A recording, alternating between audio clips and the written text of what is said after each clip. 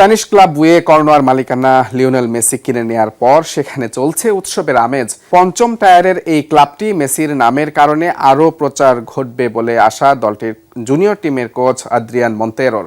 আর মেসির হাত ধরে নতুন যাত্রা শুরুর প্রত্যাশা অভিভাবকদের। বার্সেলোনা ও লিওনেল মেসি ফুটবল ইতিহাসে এই দুই নাম যেন একে অপরের পরিপূরক। দুই দশকের মায়া কাটিয়ে 2021 সালে যখন চোখের জলে প্রিয় শহর ছেড়েছিলেন, তখন হয়তো কেউ ভাবেনি ভিন্ন এক পরিচয়ে আবারও এই জনপদেই ফিরবেন তিনি। স্থানীয় ফুটবল মেধা অন্বেষণের লক্ষ্যে স্পেনের পঞ্চম টায়ারের ক্লাব উয়ে কর্নোয়ার শতভাগ মালিকানা কিনে নেন আর্জেন্টাইন তারকা। দীর্ঘমেয়াদী পরিকল্পনা, স্থায়িত্ব এবং শেকড়ের সাথে সংযোগ রেখে ক্লাবটিকে এগিয়ে নিতেই মেসির এই আগমন। নিশ্চিতভাবেই এখন অনেক মানুষ এই ক্লাবকে দেখতে আসবে। মেসির নাম ক্লাবের ব্যাপক প্রচার ঘটাবে। অনেক শিশু এখন মেসির ক্লাবে খেলার স্বপ্ন দেখবে। এটি আমাদের ক্লাবের জন্য এক বিশাল আনন্দ এবং গুরুত্ব বয়ে আনবে। 1951 সালে প্রতিষ্ঠিত এই ক্লাবটি পরিচিত তাদের ফুটবল একাডেমির জন্য।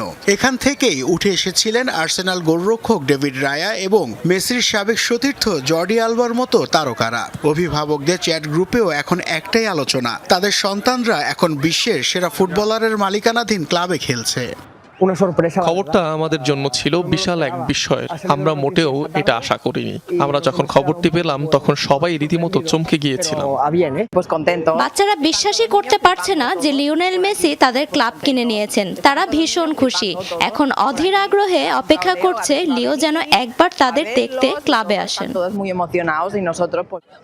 38 বছর বয়সী মেসি যখন আসন্ন বিশ্বকাপে শিরোপা ধরে রাখার প্রস্তুতি নিচ্ছেন, ঠিক তখনই স্পেনে ফুটবলের প্রসারে শুরু করলেন নিজের নতুন যাত্রা। কর্নোয়ার সাধারণ এই মাঠ থেকে হয়তো আগামীর কোনো মহাতারকা উঠে আসবে LM10-এর হাত ধরে। নাসিফ শুভ, যমুনা স্পোর্টস।